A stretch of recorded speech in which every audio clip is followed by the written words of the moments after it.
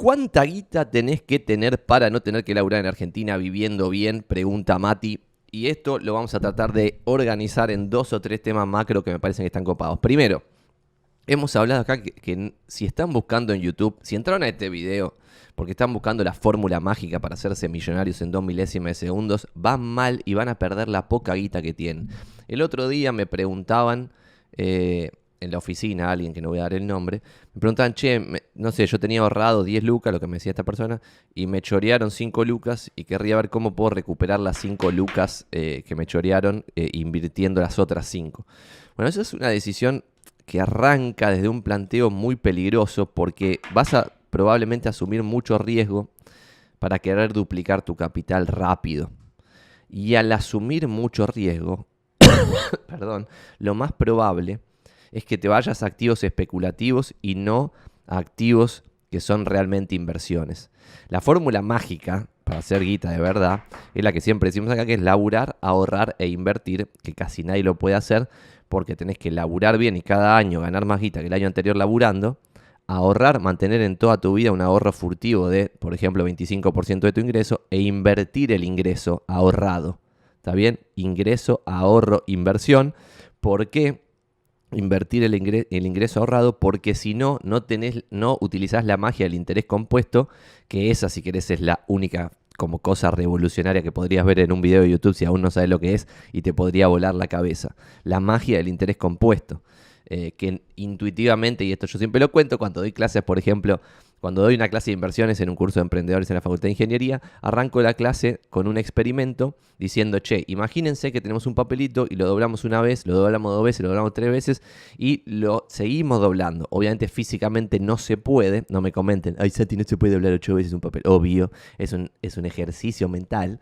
Entonces cuando lo doblás, suponete que lo seguís doblando y lo doblás 50 veces. ¿Cómo termina quedando el pilón que se te generó por doblar un papel común que tiene medio milímetro de espesor y cuánto se te genera al doblarlo 50 veces? La respuesta es, deja un poco ahí de magia, que de hecho responden ingenieros, personas muy inteligentes, con IQ alto, que estudiaron y tienen oportunidades, y intuitivamente no pueden sacar cuál es la distancia si no escucharon sobre este experimento antes, sobre este ejercicio antes. Entonces me dicen, no, es 10 metros, como un edificio de 5 pisos, algo así. Pero nadie dice la respuesta correcta, que es la distancia de la Tierra a la Luna. Cuando yo empecé a dar esas clases, la gente decía, Santi dice, abre la clase con cualquier falopeada, y era como que perdía credibilidad al empezar la clase en vez de ganarla, que es lo que tenés que hacer cuando empezás una clase. Entonces lo que terminé haciendo después es mostrar el Excel de, empiezo con medio milímetro, después en una doblada ya estoy en 1 milímetro, porque dupliqué el espesor de la hoja, porque son 2. Pero después ahí empieza la magia, porque en la segunda ya son 2, después 4, 8, 16, 32, 64, 128, 256, 512. Y ahí son solamente 10. Estás en 512 milímetros. Y después muy rápidamente pasás a hablar en metros, y después pasás a hablar en kilómetros, y después estás en la 50, en la doblada 50 de la distancia de la Tierra a la Luna. ¿Y cuánto sería si doblásemos la hoja 51 veces la distancia de la Tierra a la Luna ida y vuelta? Muy sorprendente, no tan sorprendente. Por cada vuelta duplicas. Entonces, ¿por qué digo esto? Porque claramente un ingeniero, si le das una calculadora en 1 milésima de segundo, te saca cuál es el resultado final. Por ejemplo, comparto pantalla. Si ustedes googlean ahora, lo voy a hacer para que tengan un poquito de contexto. Googlean Compound Interest Calculator, que lo pueden hacer googleando Compound Interest Calculator. Me pueden decir Vendepatria porque googleo en inglés. Y lo hago porque estas herramientas en castellano son una bosta y en inglés están re buenas. Y acá pones Initial Investment. Bueno, che, ¿cuánta guita tengo ahorrada? $10.000 o 5, como el ejemplo que decía de tengo 5 y tenía 10 y me robaron 5. ¿Cuánto voy a contribuir mensualmente? Nada, porque estoy en la malaria. Length of time in years, o sea, ¿cuántos años voy a ahorrar? 10 años voy a empezar a ahorrar. ¿Y cuánto le pretendo sacar de interés a ese dinero? 10% anual. Que no vaya cambiando el interés y se devenga anualmente ponerle el interés. Paso de tener 5 lucas el año 1, terminan 12 meses, tengo 5.500, pero después ya tengo 6.050, pues ya no son 500 más, son 550 más. Pero después ya tengo 6.655, después 7.320, pim, pim, pim, pim, pim, pim, y en 10 años tengo 12.900 y pico. La magia acá es que para vos recuperar esas 5 lucas que te chorearon, perdón, esta tos del orto no se me va, año 8, recién llegas a duplicar tu capital al 10% anual. se tarda 8 años en duplicar el capital cuando vos le vas sacando 10% anual a tu capital. ¿Está bien? Entonces acá cuando vos esperes estos 8 años, no, en general la gente común no tiene la paciencia para esperar. Pero 10% anual sacarle a tu plata es un montón de guita. Un montón de guita. Hay una herramienta que probablemente no encuentre en este momento porque siempre que lo hacemos así en vivo no la encuentro. Ah, no, pero la encontré. Se llama Guide to the Markets, acá de JP Morgan, que pueden entrar ustedes, ponen Guide to the Markets de JP Morgan y llegan a esto, por ejemplo, la última de diciembre del 2022, que tiene un montón de data súper interesante, ¿no? Obviamente tiene alguno que otro chivo y cosas así, pero ven, por ejemplo, acá te muestra la evolución del S&P 500, te muestra cómo evoluciona el Price over Earnings, el Forward Price over Earnings de todo el índice, es decir, de las 500 empresas más grandes de Estados Unidos según Standard & Poor's, ¿no? Y cómo va evolucionando. Y esto está chequeado que cuando vos comprás barato, el retorno futuro de esa inversión va a ser más alto que cuando comprás caro. Obviamente cuando compras caro estás comprando en un bull market de esperanza donde todos piensan que todo va a ser unicornios y cosas y tipo rainbows, pero esto no es así. O sea, cuando vos comprás en ese momento en general, cuando vos comprás acá, a mí me debaten mucho este tema, gente que sabe muchísimo, que hizo 3 posgrados, me debate, Santi, nunca se puede saber si algo está barato o está caro. Yo digo, claramente se puede saber porque en este momento del 2020, cuando el Estado Yankee imprimió billetes a lo loco y todos los precios de los activos subieron a mansalva, en ese mismo momento vos te podías dar cuenta que estabas entrando en el mercado a un price over earnings, a un forward price over earnings de 22. ¿Está bien? ¿Eso qué quiere decir? Que las ganancias de las empresas que vos estabas comprando tenían que pasar 22 años si no crecían, que es una hipótesis que no se da en la vida real, porque las empresas crecen, pero no importa, pues esa hipótesis está en todos los momentos. Y en otros momentos vos tenés al mercado, por ejemplo, en la crisis subprime, en la malaria máxima, donde yo acá compré acciones de Bank of America, Citigroup y AIG, pero como era un pinche de clase media, todo este bull market que vino después me hizo ganar plata, pero plata insignificante porque tenía muy poca plata en este momento del 2008, porque era un pendejo además y de clase media. Pero acá claramente yo me daba cuenta que estaba comprando barato porque el price over earnings futuro del mercado estaba en 10. ¿Y por qué está en 10? Porque se cree que esas ganancias van a desaparecer. No es que la gente es boluda, ¿está bien? Entonces siempre tiene una lógica este número. Pero lo que está chequeado es que tenés que comprar en momentos de mayor despair, de mayor desesperanza, de mayor tristeza y no en los momentos de optimismo y esperanza absoluta. Diciembre del 2022 cerró en ese número en 16, que no está tan mal porque es el promedio de los últimos 25 años del Standard & Poor's 500. ¿Está bien? Entonces, esto se puede saber cuando vos estás comprando barato y cuando estás comprando caro. Es interesante, pero los que le quería mostrar, que no sé si lo voy a encontrar porque viste que cuando vos buscas algo así en vivo, muchas veces sale mal. Esto es interesante, por ejemplo, también se lo comento a muchas personas, no sé si lo llegan a ver bien en pantalla, es el retorno anual de cada uno de los años del S&P, pero sin embargo, con cuánto fue el intra-year, la baja adentro del año, ¿está bien? Por ejemplo, esto es interesante, cuando vos te vas al año 2008, por ejemplo, la bolsa del S&P 500 bajó 38% del 1 de enero al 31 de diciembre. Sin embargo, en un momento del medio del año, la bolsa llegó a estar 49% abajo. Y acá lo sorprendente también que a mí me vuela la cabeza es que gente muy pero muy capacitada en los momentos de sangría y fulminantes de tristeza y dolor venden todos sus activos en vez de comprar más. ¿Por qué? Porque cuando acá la bolsa bajó 50% en el 2008, como era todo un caos y un quilombo y verdaderamente había una recesión fulminante, ahí mucha gente decía, vamos camino a una crisis del 30, te conviene vender ahora 50% abajo antes que fumarte el 80% abajo que se viene.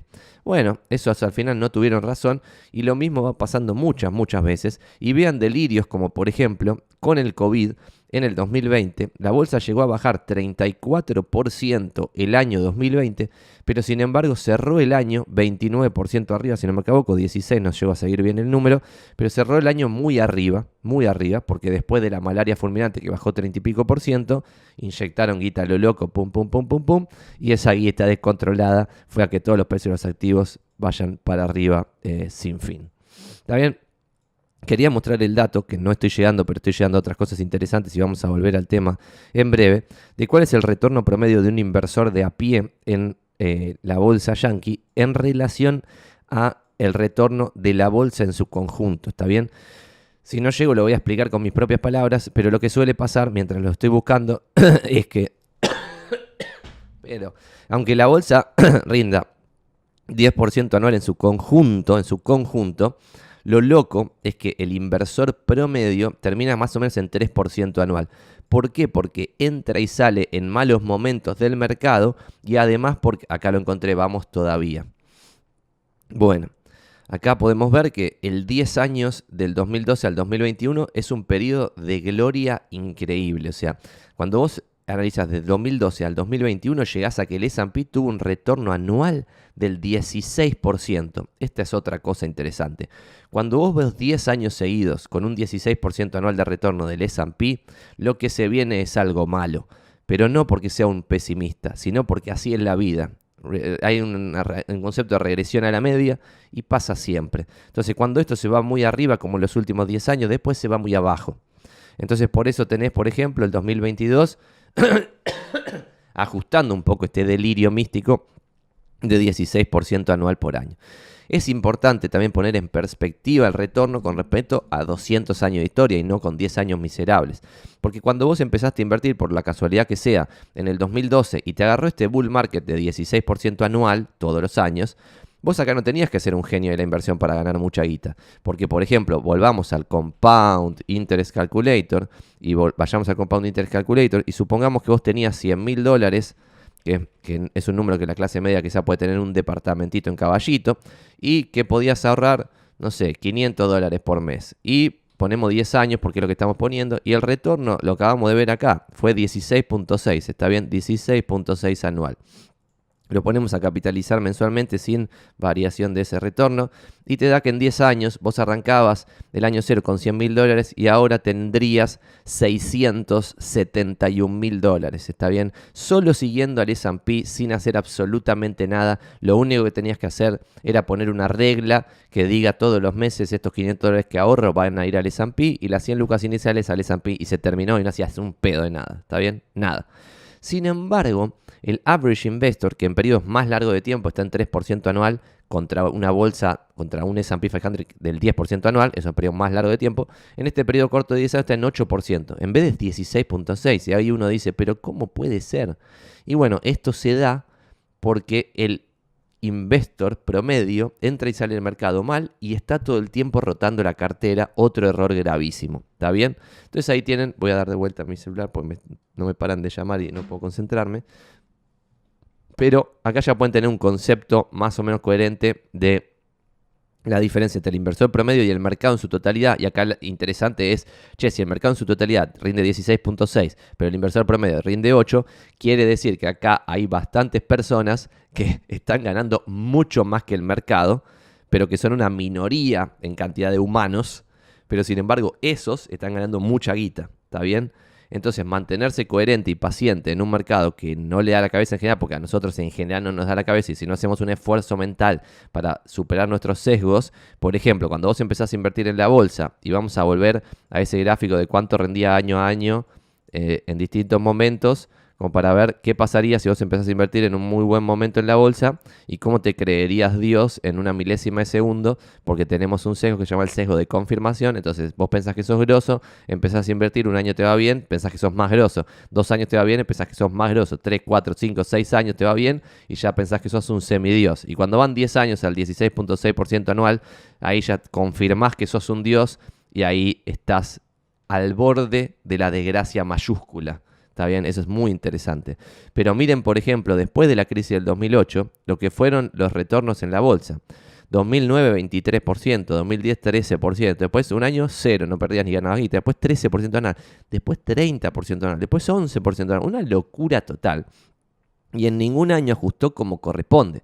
O sea, acá ajustó 19, con un momento que llegó a estar 25% abajo, pero esto es un delirio. O sea, de vez en cuando esto tiene que bajar más o menos fuerte para ajustar al retorno más o menos coherente, porque el retorno de invertir en empresas tiene que tender al retorno de las empresas en la vida real, ¿está bien? Y esa diferencia es la diferencia que para los inversores de valor es la diferencia entre precio y valor, ¿está bien? A veces el precio de los activos sube mucho porque el valor de los activos sube un poco. ¿Está bien? Sube un poco el valor de los activos, pero sube mucho el precio de los activos. En ese momento es peor invertir que en un momento en el cual el valor de los activos baja un poco, pero el precio de los activos baja un montón. Y esto es muy contraintuitivo también. Vos si ves a un mercado recesivo, donde todo está peor, cada vez peor, podés decir, este mercado es una mierda, porque todo cada vez está peor, pero sin embargo, si el precio de los activos en ese mercado bajó más rápido de lo que bajó el valor de esos activos, es un mejor momento para invertir, como pasa ahora en Argentina, que yo lo digo y me putean todos. Es mucho mejor momento para invertir ahora y subirse a la merbaleta en este momento que haberse subido en el 2017 como un gil con todos los giles que ponían plata en el momento en que todos pensaban que Argentina iba a ser Europa. Era como, paren, bájense del pony, que no vamos a ser Europa, estamos acá en Sudamérica, despiértense, nuestros vecinos son Uruguay, Brasil, Bolivia, Paraguay y Chile. Despiértense de qué están hablando. Sin embargo, en ese momento todo era valuaciones como si fuese Europa esto. Bueno, y así le fue a los que entraron en el 2016-2017. ¿Por qué? Porque se puede saber en un mercado cuando algo está caro y se puede saber en un mercado cuando algo está barato. Que algo esté barato no quiere decir que el día de mañana no pueda estar aún más barato. Y hay un concepto muy loco, por ejemplo, de un especulador como Soros, que dice que las expectativas sobre el precio de un activo generan en parte el precio del activo. Y entonces cuando eso vuelve, puede cambiar el valor del activo. ¿Está bien? Esto, por ejemplo, pasó con AMC o con GameStop o con esas empresas falopa que fueron meme stocks, que se arma un delirio, una burbuja sobre la cotización de lo que vale tu empresa. Si vos sos un directivo y sos vivo, salís a licuar a los accionistas para vender acciones, para venderle a toda la gilada que está evaluando muy alto el precio de tu empresa.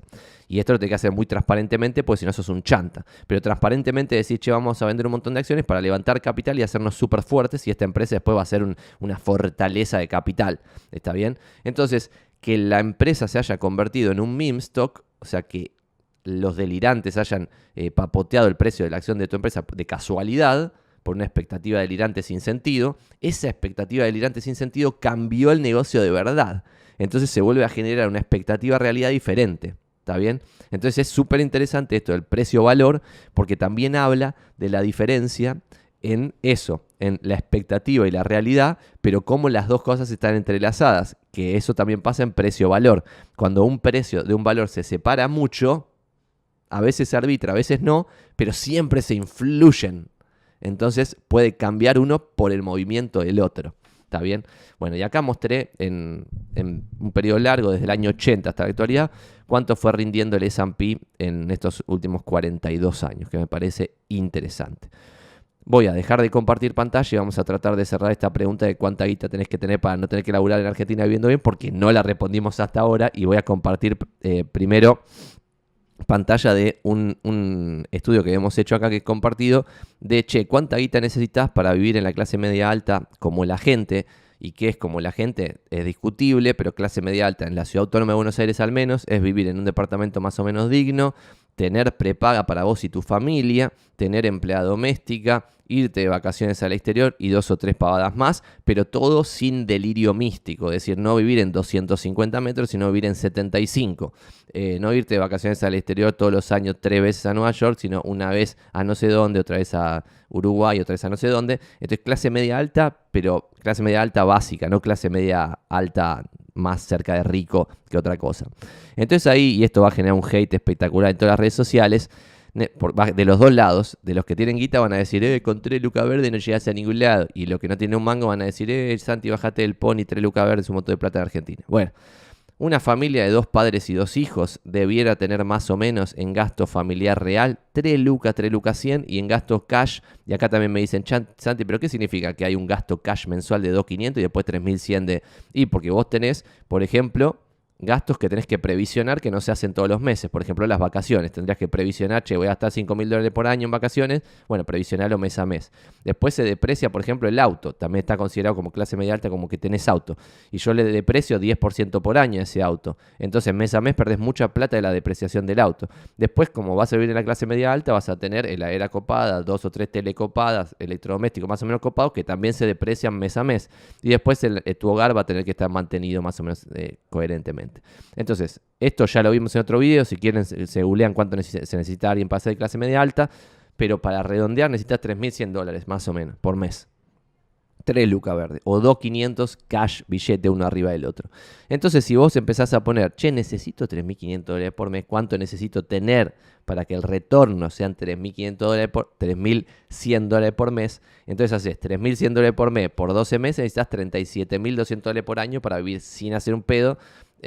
Decidiendo en qué trabajar, que puede ser un trabajo totalmente deficitario o muy mal pago, pero sin embargo, como tenés un montón de guita, no necesitas otra cosa.